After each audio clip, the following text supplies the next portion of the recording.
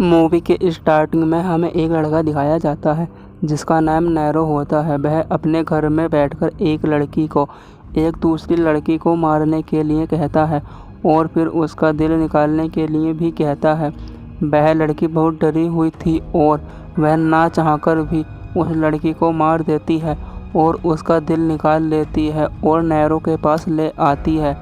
यह सब करने के बाद वह रोने लगती है क्योंकि वह बहुत डरी हुई थी। नैरो उसको एक पैसों से भरा हुआ बैग दे देता है और फिर वह लड़की वहाँ से चली जाती है। उस लड़की ने यह सब पैसों के लिए ही किया होता है और इसके बाद नैरो अपना फ़ोन निकालता है तथा उसमें कुछ फ़ोटो देखता है और वह उनको एक फ़न हाउस में आने के लिए उनके पास एक एग्रीमेंट भेजता है।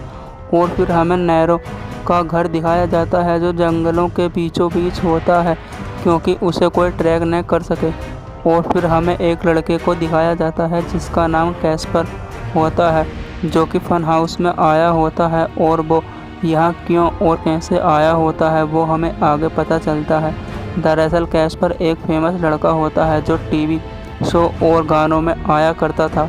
कुछ टाइम से उसके शोज नहीं चल रहे थे तो कैस्पर के बॉस ने नैरो का लेटर मिलता और वह कैस्पर से उस एग्रीमेंट पर साइन करवा लेता है क्योंकि फ़न हाउस में जीतने वाले को $5 मिलियन मिल रहे थे। और जब कैस्पर ने उस एग्रीमेंट पर साइन किया तो अगले ही दिन उसको किडनैप करके फ़न हाउस में ले गए।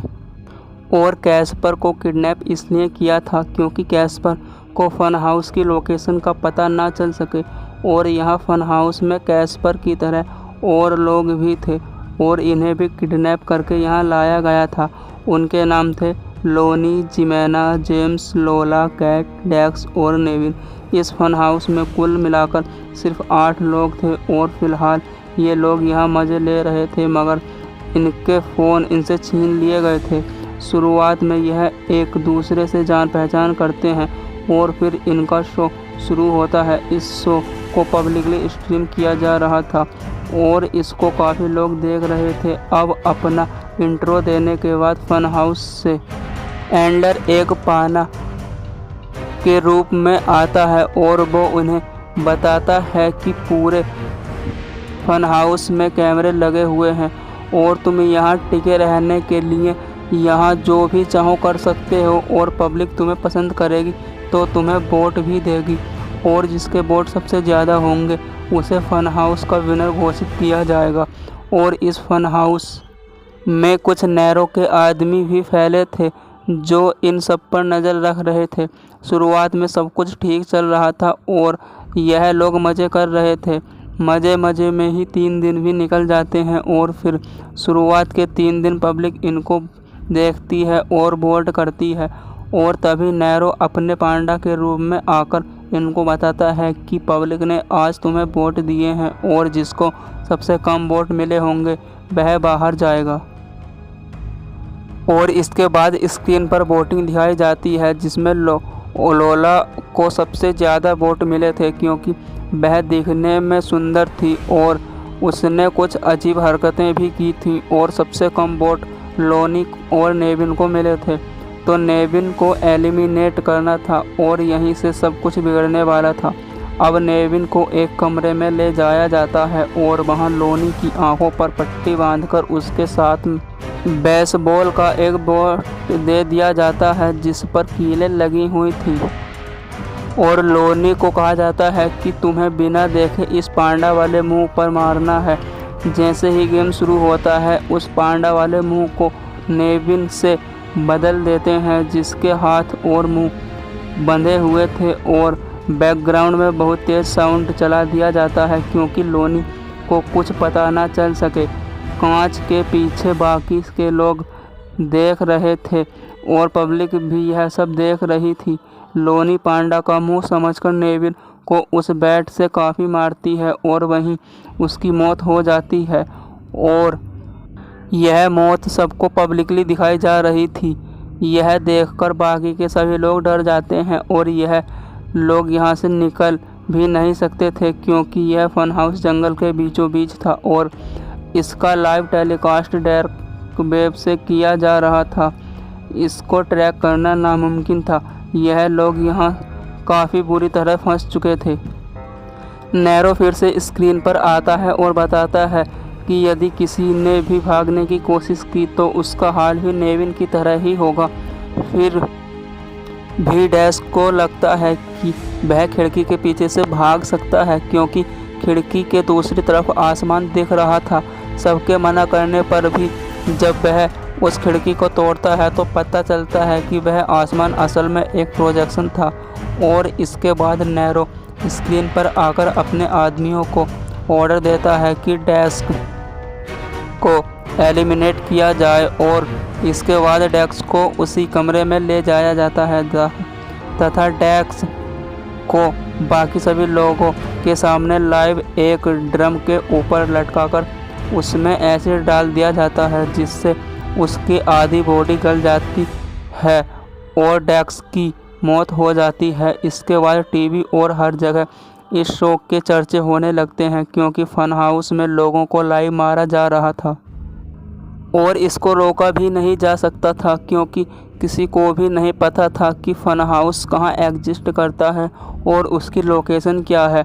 अब 8 लोगों में से 2 लोग मारे जा चुके थे और अब सिर्फ 6 लोग ही बचे थे। तभी नैरो स्क्रीन पर आता है और उनसे कहता है कि यदि तुम्हें यहाँ से निकलना है तो तुम्हें लोगों से अपील करनी होगी कि वह तुम्हें ज़्यादा से ज़्यादा वोट करें और अब तुम्हें वोट ही बचा सकते हैं।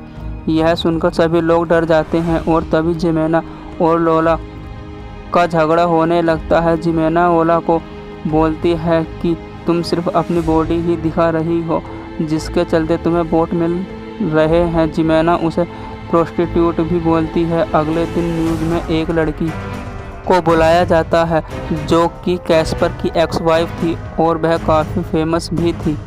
वह अपने एक्स हस्बैंड को बचाने के लिए उसे वोट देने के लिए लोगों से अपील करती है। अब फन हाउस में सभी लोग ये डिसाइड करते हैं कि जितनी भी लाइफ बची है उसको एंजॉय करते हैं, क्योंकि ये सभी मरने वाले थे। तभी नैरो फिर से स्क्रीन पर आता है वोटर्स की लिस्ट दिखाने के लिए। इस बार जिमेना और ओला को सबसे कम वोट मिले थे उनके झगड़े के कारण। तो अब जिमेना और ओला को एक कमरे में ले जाया जाता है और उनके हाथ में एक कुल्हाड़ी दी जाती है और कमरे में अंधेरा किया जाता है तथा नाइट विजन के द्वारा यह सब लाइव दिखाया जाता है। और इसके बाद यह दोनों एक दूसरे को मारने लगती हैं और ओला कुल्हाड़ी को जिमेना के सिर में घुसा देती है और अपने आप को बचा लेती है और अब जिमेना भी मारी जाती है। और अब तक फन हाउस में 3 लोग मारे जा चुके थे। तो यह लोग खुद को बचाने के लिए वोट मांगते हैं, मगर हद तो तब हो जाती है जब ओला नेक्ड होकर कैमरे के सामने आती है और दूसरी तरफ जेम्स जो ओला का बॉयफ्रेंड बन चुका था वह शराब पीकर नीचे गिर जाता है और कैस्पर उसके ऊपर कंबल डाल देता है और फिर वह डिप्रेस पड़ी ओला को उठाकर उसे उसके कमरे में ले जाता है। तो ओला उसको कहती है कि वह वोट पाने के लिए इंटीमेट हो सकते हैं, मगर कैस्पर इस सब के लिए मना कर देता है। तभी जेम्स वहां आ जाता है और गलतफहमी के चलते कैस्पर को पीटने लगता है। यह सब भी पब्लिक देख रही थी। उनकी नज़र में कैस्पर सबसे अच्छा बन गया था, तो सबसे ज़्यादा वोट भी उसी को मिलते हैं और सबसे कम वोट ओला को मिलते हैं, क्योंकि उसने नेक्ड होकर वोट पाने की नाकाम कोशिश की थी। उसे फिर से उसी कमरे में ले जाया जाता है और उसे फ़ोटो मैचिंग का टास्क दिया जाता है, मगर वो यह टास्क कंप्लीट नहीं कर पाती और वो हार जाती है। और इसके बाद उसे एक स्पिन घुमाने के लिए दिया जाता है जिसमें ओला को कैसे मारा जाए यह लिखा था और इसके बाद वह स्पिन रुकता है जिस पर द रैक नाम की सबसे खतरनाक सज़ा लिखी होती है और उसके बाद ओला को उसी कमरे में रस्सियों से बांधकर खींचा जाता है, जिसकी वजह से उसकी पूरी बॉडी अलग अलग हिस्सों में टूट जाती है और उसकी मौत हो जाती है। और अब बचे हुए 4 लोगों को उनकी फैमिली की फ़ोटो दी जाती है, जिन्हें देखकर सभी लोग इमोशनल हो जाते हैं। यहाँ पर जेम्स की एक छोटी बच्ची थी तथा लूनी और कैट की भी फैमिली थी, मगर कैस्पर की ज़िंदगी में सिर्फ एक लड़की थी, उसकी एक्स वाइफ कार्ला, और उसके अलावा उसका कोई भी नहीं था। कैस्पर के पेरेंट्स एक कार एक्सीडेंट में मारे गए थे। यह देखकर लोगों को कैस्पर पर दया आती है, तो कैस्पर को ही पब्लिक सबसे ज़्यादा वोट देती है। और इस बार जेम्स को सबसे कम वोट मिले थे, और जेम्स एक बॉक्सर था, तो उसके सामने 4 बॉक्सर को लाया जाता है। चारों बॉक्सर में से एक बॉक्सर पब्लिक को चुनना था, और चुने हुए बॉक्सर से जेम्स को फाइट कराई जानी थी। अब पब्लिक एक बॉक्सर को जेम्स के खिलाफ चुनती है, मगर जेम्स अपने ओपोनेंट को जान से मार देता है और बच जाता है। मगर नैरो जेम्स के साथ चीट करता है और बाकी 3 बॉक्सर को भी जेम्स के सामने भेज देता है, और वह तीनों बॉक्सर बहुत ही बेरहमी से जेम्स को मार देते हैं। और अब फन हाउस में सिर्फ 3 लोग बचे थे, और इन्हें वोट की सख्त ज़रूरत थी। तो अब यह तीनों वो करने लगते हैं जो शुरुआत में ओला करना चाहती थी। अब यह तीनों इंटीमेट होते हैं, और जब अगले दिन वोटिंग होती है तो कैस्पर और लोनी जीत जाते हैं और कैट हार जाती है। तो कैट एक चेस चैंपियन थी, तो नैरो का एक आदमी कैट के साथ चेस खेलता है और कैट यह गेम हार जाती है। तो फिर उसे भी स्पिन करने का टास्क दिया जाता है, और व्हील पर पास द सेंटेंस आता है, और वो सेंटेंस यह था कि जिसको भी कैट से कम वोट मिले थे उसे मारा जाना था। तो कैट अब बच जाती है, और कैट से कम वोट मिले थे लोनी को, तो लोनी को मारने के लिए लाया जाता है कैस्पर को, और दोनों को एक एक गन दी जाती है, और भी जो भी ट्रिगर दबाकर सामने वाले को मारेगा वह जीत जाएगा। मगर वह ऐसा नहीं करते, और वह दोनों अपने आप को ही शूट कर लेते हैं और मारे जाते हैं।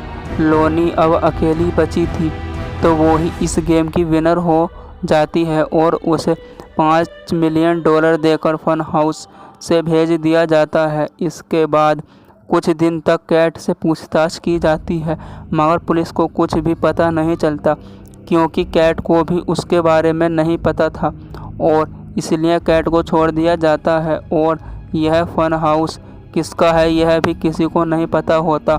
और फिर अगले सीन में दिखाया जाता है कि कैट नैरो के साथ नैरो के घर पर थी। यहाँ रिवील होता है कि कैट असल में नैरो की गर्लफ्रेंड थी। कैट को बचाने का इंतज़ाम नैरो ने पहले ही कर रखा था, और वह $5 मिलियन भी वापस नैरो को ही मिल जाते हैं, और ये फिल्म यहीं पर ख़त्म हो जाती है।